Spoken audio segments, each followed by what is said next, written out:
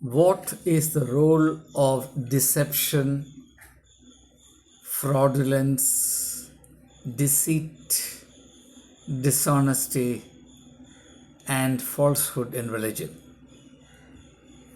Is religion, particularly popular religion, possible without untruth and deception?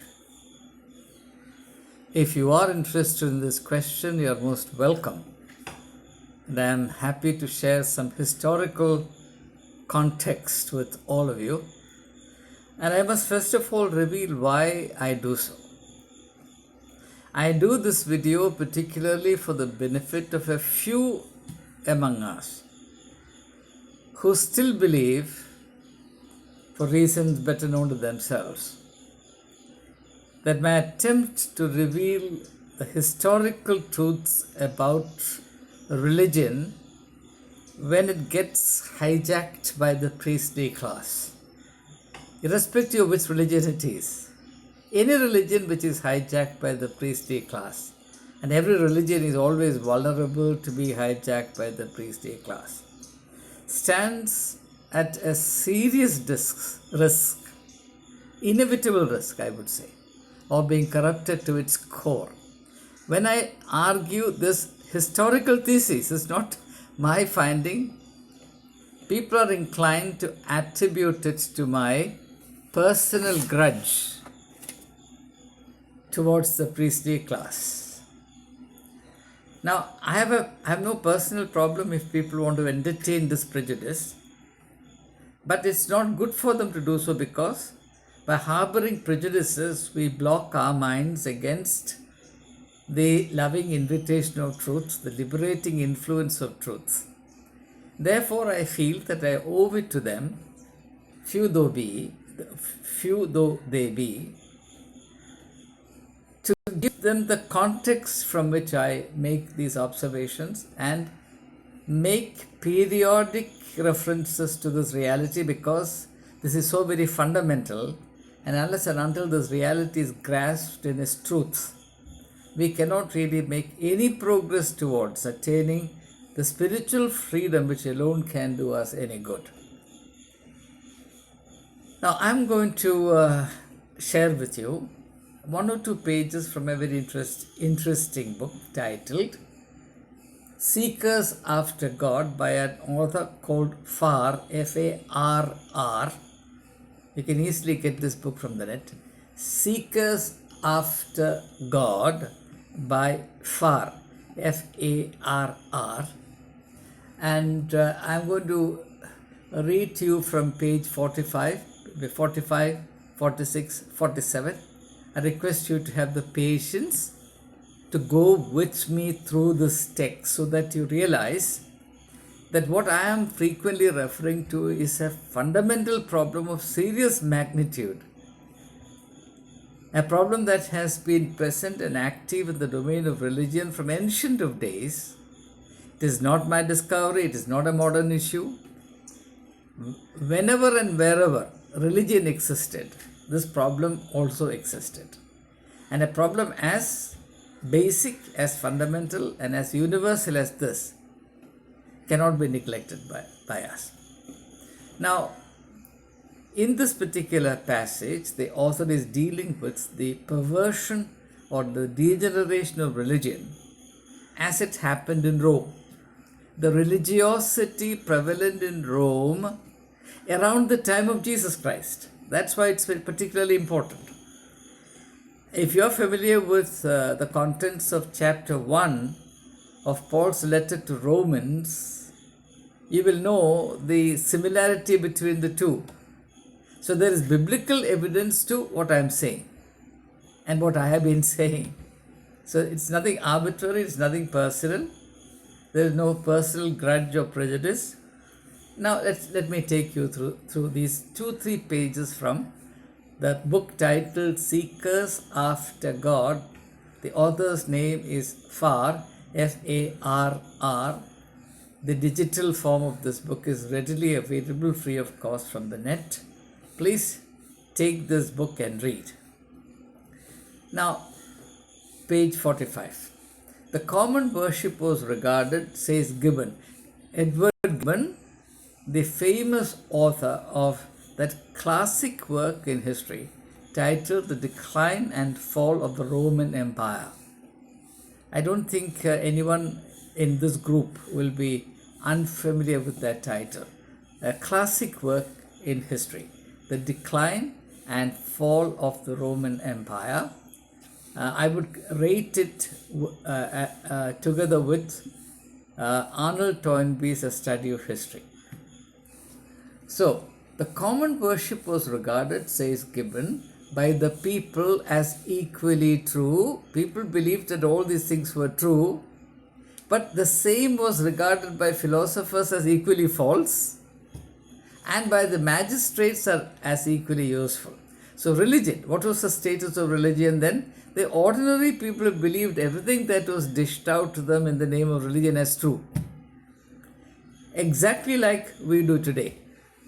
But the philosophers, the thinking people among them, regarded all of them to be false. And the magistrates, who were responsible for maintaining law and order, believed all of them to be useful. Whether it was true, whether it was false, these things didn't matter to the magistrates. To them, religion was a useful thing because it kept the people under subjugation. And this famous remark by Gibbon is little more than a translation from Seneca, one of the great philosophers of Rome around this time, Seneca, who, after exposing the futility of popular beliefs, adds, and it's a quotation from Seneca, and yet the wise man will observe them all, observe everything that religion prescribes, not as pleasing to the gods, but as commanded by the laws, because you don't want to get into trouble. We know, for example, historically, that Christians invited persecution in the early centuries by violating the law of the land. But the law of the land also included that everybody living within the Roman Empire, particularly within the precincts of the city of Rome, had to worship the gods of the city. That was part of the law of the land. And Christians wouldn't do so because they didn't want to worship strange gods, or they didn't want to become idol worshippers. So a wise man would participate in these rituals and religious practices not because he thought even for a moment that there was an element of truth in it, but because he simply wanted to be a law-abiding citizen. And yet the wise man will observe them all not as pleasing to the gods, he didn't believe in those gods, but as commanded by the laws. We shall so adore all that ignoble crowd of gods which long superstition has heaped together in a long period of years, as to remember that their worship has more to do with custom than with reality, says Seneca.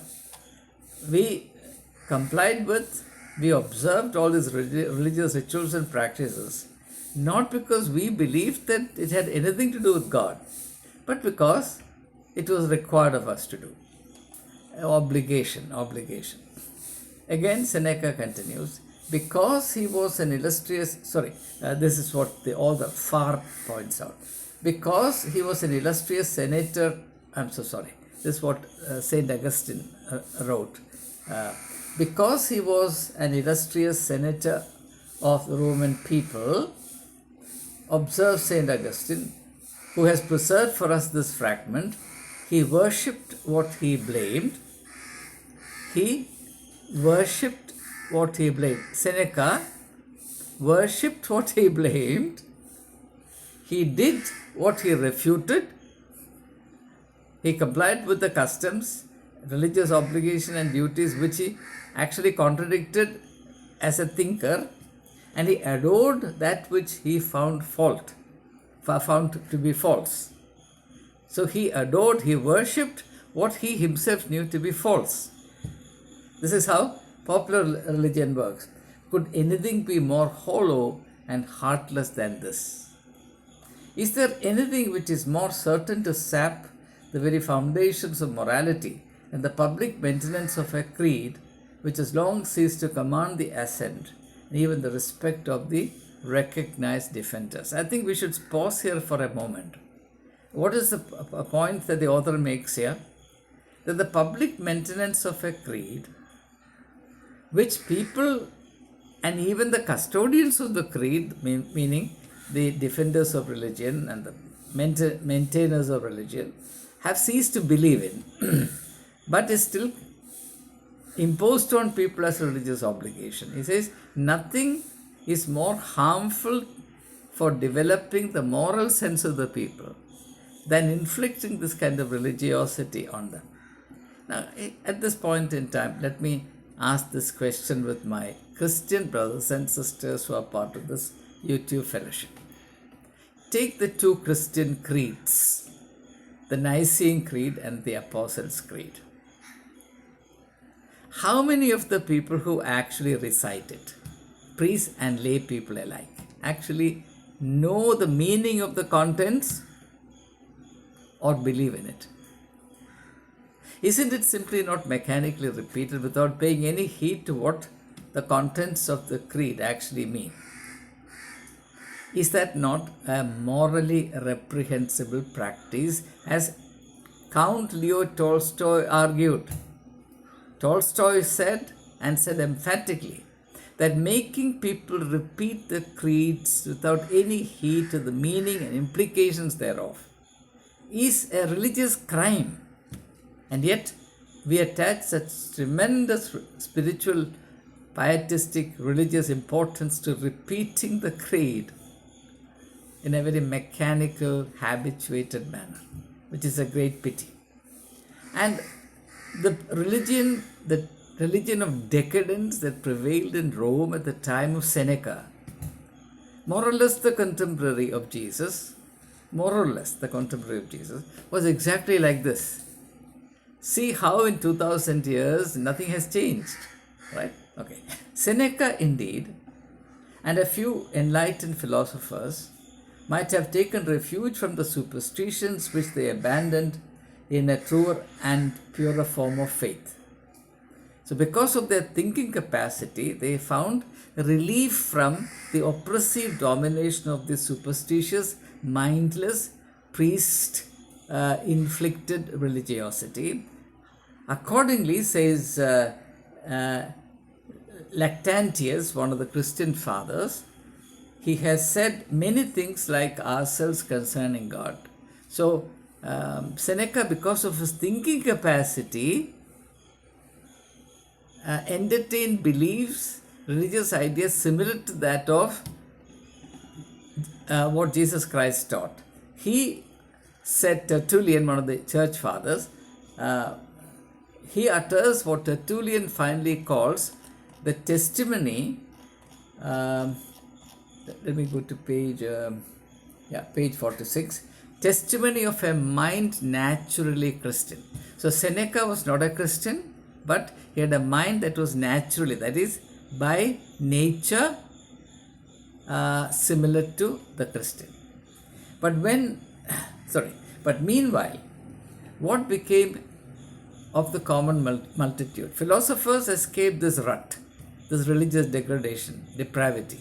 But what happened to the common people? And I would request you to pay particular attention to these words. They too, like their superiors, learned to disbelieve or to question the power of the ancient deities. They also stopped believing in these gods. But as the mind absolutely requires some religion on which to rest, the common man needs some religion to latch on to. Like we say, the singing man will latch on to even a piece of straw. So the common man, even though he also, like others, stopped believing in these gods, and to the extent that he desperately needed some religion to believe in, he gave his real devotion to all kinds of strange and foreign gods, like Isis.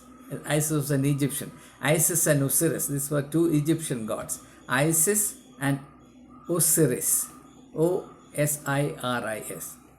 And the dog, another god that the popular, that people in Rome who believed in the religiosity of the times believed in, the high culture of Rome. They believed in the dog Anubis, to the Chaldean magicians, to Jewish exorcists. They turned to all this kind of people, even to a dog, to magicians, to exorcists, to Greek quacks, and to the wretched vagabond priests of Cybele who infested all streets with their oriental dances and tingling tambourines. The people turned to all these kinds of people for help. Very much like our times, the godmen of our times are the counterparts of dog Anubis, Chaldean magicians, Jewish exorcists, Greek quacks, so on and so forth, who dish out to people false hopes on the basis of which they thrive and they become millionaires overnight. In other words, people get cheated, taken for a ride in the name of popular gods and popular religiosity by those who are good at deceiving them. And this has happened in all periods of history. And whether that is in the form of stray religious ideas or in the form of organized religion, people are cheated. They are taken for a ride. They are made to believe in what is unreal, untrue, the figments of other people's fantasy. And as a result, they end up cheated. The visitor, now a very interesting instance is cited by the author Farr, Farr. Now pay attention to this. The visitor to the ruins of Pompeii, the city founded by Pompey. Pompey is the city. The visitor to the ruins of Pompeii may still see in her temple the statue of Isis. The visitor to the city of Pompeii will see even today in the temple of Isis a statue of Isis. Then what? Through whose open lips the gaping worshippers heard the murmured answers they came to seek. In those days, in Rome of Seneca's times, which as I said is approximately around the time of Jesus Christ, people thronged to the temple of Isis. Isis, as I said, was not originally a Roman goddess, but an Egyptian goddess, right? So, but people thronged to the temple of Isis, where a statue of Isis was placed. Why did they go there? They went there in order to get revelations from Isis, advice from Isis as to what they should do, what they should not do. And then what happened? No doubt they believed as firmly that the image spoke. So when they went to seek guidance and revelation from Isis, who was present in the temple in the form of a statue, and the statue spoke to them, and they believed that the statue was indeed speaking to them. There was a reason for it. What's the reason? That's the most interesting thing to understand. They believed as firmly that the image spoke, as our forefathers believed that their miraculous Madonnas nodded and winked. Madonna, the mother of God, like the mother of God, the Blessed Virgin in Kripasanam in Alleppey of Kerala, to which thousands and thousands of superstitious Christians throng to have an experience similar to what the Romans had, the pagan Romans had in the temple of Isis, who also performed a function identical to that of the Blessed Virgin in the Kripasanam outlet, Super Bazaar or hyper store of superstition in Alleppey of Kerala, set up by a Catholic priest called Reverend Joseph, who has minted billions out of superstition. So there also people believe that the Blessed Virgin speaks for them, reveals great secrets to them, gives them blessings that they don't deserve. The same superstition that flourished in Rome thrives in Kerala even after 2000 years. But the time has exposed. Now, what was the mechanism that was used by the fraudulent, treacherous priestly class of the times? Now please pay particular attention to this. But time has exposed the cheat, the fraudulent practice. What was a fraudulent practice? By the ruined shrine, the worshipper may, if you go there and see the statue now, you can see, what will you see? The secret steps by which the priest got to the back of the statue. There was a ladder kept at the back of the statue. If you imagine the statue like this, and a huge statue, here at the back of the statue there will be a ladder. The priest will climb the ladder and come to this point where there will be an open pipe kept hidden from the view of the people, and the priest will speak into the pipe, and the pipe will carry the voice of the priest to the mouth of the statue. Clever, no? That's how Isis, the goddess spoke to the people 2000 years ago. I'll read that section again. But time has exposed the cheat. By the ruined shrine, the worshipper may now see the secret steps by which the priest got to the back of the statue, and the pipe entering the back of the head through which he whispered the answers of the oracle.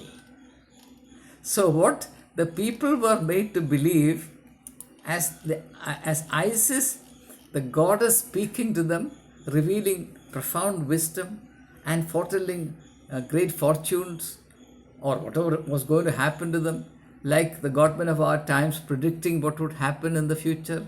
They are called prophets. What an insult to the language. Exactly ditto the same thing was practiced by the priestly class of Isis 2000 years ago in Rome. But as we have always said, history repeats itself, but man never learns. My dear friends, I want to submit to you very humbly that this is how the miraculous elements are even today practiced and dished out to a credulous people who are eager to believe in this kind of deception because they're desperate to hold on to something.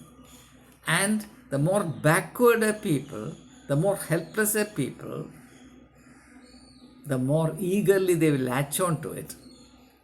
And even more than the custodians and the merchants of deception, these poor people who are desperate to get some relief to their predicament would be eager to justify, defend, and perpetuate this mechanism of fraudulence. That is how this grand deception continues in the name of God, and will continue forever unless and until people are empowered and challenged to shift their foundation from falsehood to truth, even at peril of their life. So, the reason why I alert my viewers from time to time to be vigilant against all these fraudulent practices is that, first of all, belief in superstition suppresses our moral sensibility, and whatever inhibitions there otherwise might be against practicing immorality will be removed by superstition. Secondly, belief in superstition deadens our capacity to think and therefore consigns us to the status of slaves and dependent people, which is an insult to human dignity. Above all, superstitions stand as an impassable gulf between human beings and God alone is our refuge. God alone holds the key to the truth of our life and our destiny. And therefore, the greatest disservice that can be done to human beings is to shut them up in this dark dungeon of superstition and terrible fraudulence. Unfortunately, that is thriving even today, and particularly among Christians, which is to be lamented most of all. Why do I say most of all? Because Jesus said He is the truth. He came to establish truth as the very foundation of life. And therefore, it's impossible to be a Christian without a firm and heroic commitment to truth? Well, it's impossible to be a Hindu without a firm and inflexible, heroic commitment to truth, because Hinduism witnesses God as truth. God is truth. And there is no religion in the world which says that God and fraudulence can coexist. And yet, all religions have become the happy hunting grounds of cheats, crooks, and scoundrels. As Dr. Johnson said in the 18th century, religion is the last resort of the scoundrel. Religion is the last resort of the scoundrels. So I rest my case there. I hope, at least in light of what I have shared from this book, Seekers After God, a few of my viewers who so far persist in their thinking that the observations that I make about the harmful effect of the priestly class on the verity of human beings' spiritual and religious life is not a matter of prejudice, but as a matter of serious concern for their well-being, their growth and dignity as human beings. And I'm addressing a problem that did not crop up yesterday or day before. It's a problem that is co-eval. Co-eval means began at the same time or existing at the same time as. Co-eval with religion itself. As Max Weber points out in his classic work, Sociology of Religion, says religion begins with the emergence of the priestly class, but when the priestly class emerges, they hijack the spiritual tradition on the basis of which this religion has been formed. And from that time onwards, it's a class interest of the priestly class and not the truth of the original spiritual revelations that really matter. And these class interests of the priestly class, the vested interests of the priestly class, are best served by superstitions. And therefore, you must expect the priestly class to be perverse of superstition.